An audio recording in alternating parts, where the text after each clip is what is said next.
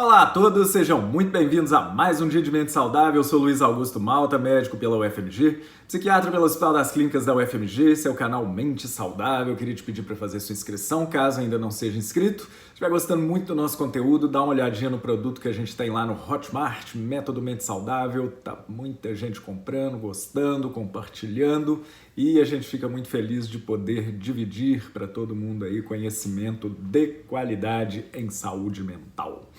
Vamos falar hoje sobre educação em casa, né? Por que a educação de prevenção ao uso de drogas deve ser aberta em casa, né?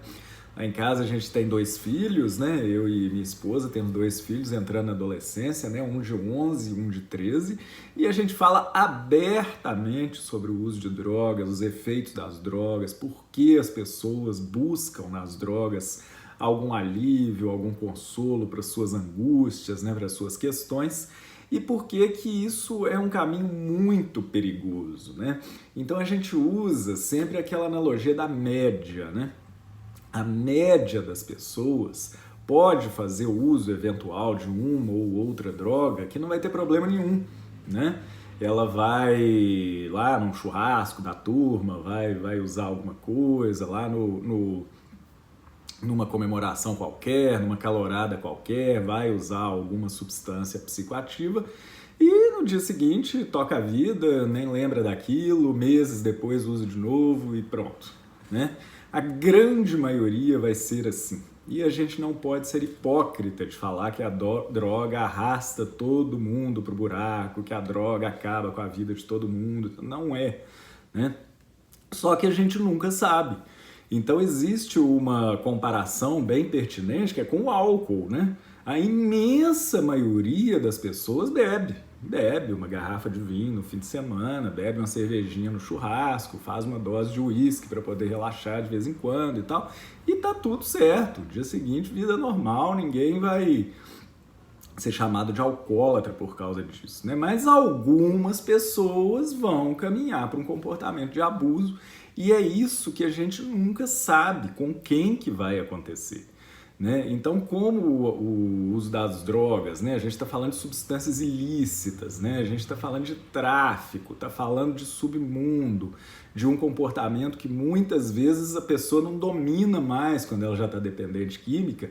O melhor é não abrir essa porta, né? Então, o que a gente fala muito em casa, né? Que eu acho que é o discurso que os pais deveriam adotar, é o seguinte: se você, meu filho, começar a usar drogas, você vai passar o resto da sua vida tentando minimizar um prejuízo que nem existiria se você não usasse, né? Então, qual que é a grande conquista do dependente químico, né? Eu estou há tantos meses sem usar droga. Para a pessoa que nunca foi dependente químico, isso não, né? Ela tá direcionando a energia dela para outras coisas, para crescer profissionalmente, para aprender uma nova habilidade, para melhorar socialmente, para refinar os relacionamentos, né? Enquanto que a pessoa que caiu na dependência química, ela tá remando ali, remando, simplesmente para voltar para a estaca zero, né? Então a gente nunca sabe, né? Eu falo muito, né? Como a gente aqui é psiquiatra, né? Profissional da saúde mental.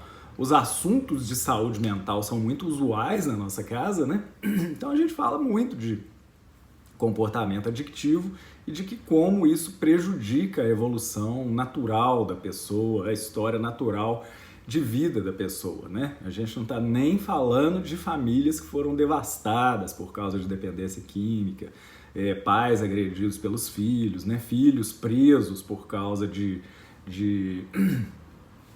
contravenções relacionadas ao tráfico ou ao abuso de drogas, né? Então a gente precisa estar muito atento, a gente precisa falar abertamente sobre o problema. Caso seja detectado, né, pelos pais algum uso de droga, sentar, conversar, né? A gente já tem o roteiro todo pronto, né? Se algum dia isso acontecer, não, vem cá, coloca ele no carro, vamos lá na praça da rodoviária ver o que é a rotina de um dependente químico, de um usuário de droga, né? Fora isso, não entrem com discursos moralistas, com discursos hipócritas, com discursos extremistas, né? Os jovens não compram essa história. Os jovens querem entender, eles querem participar do processo de prevenção, né? A prevenção, ela é ativa, né? Envolvendo os jovens, não é proibindo, não é fazendo discurso terrorista que a gente vai vencer esse que é o flagelo do século XXI. Vocês que estão fora do universo da saúde mental não têm ideia do tamanho do prejuízo que é o comportamento adictivo, né? O uso abusivo de drogas. Então, não entrem nessa, não deixem seus filhos entrarem nessa. Caso entrem, conversem abertamente sobre o assunto para poder tirá-los de lá antes que o atoleiro da vida comece. Combinado, então? Então a gente continua por aqui, uma vez por semana. Se estiver gostando muito do nosso conteúdo, não deixe de visitar o nosso produto. Muito obrigado a todos e até a próxima.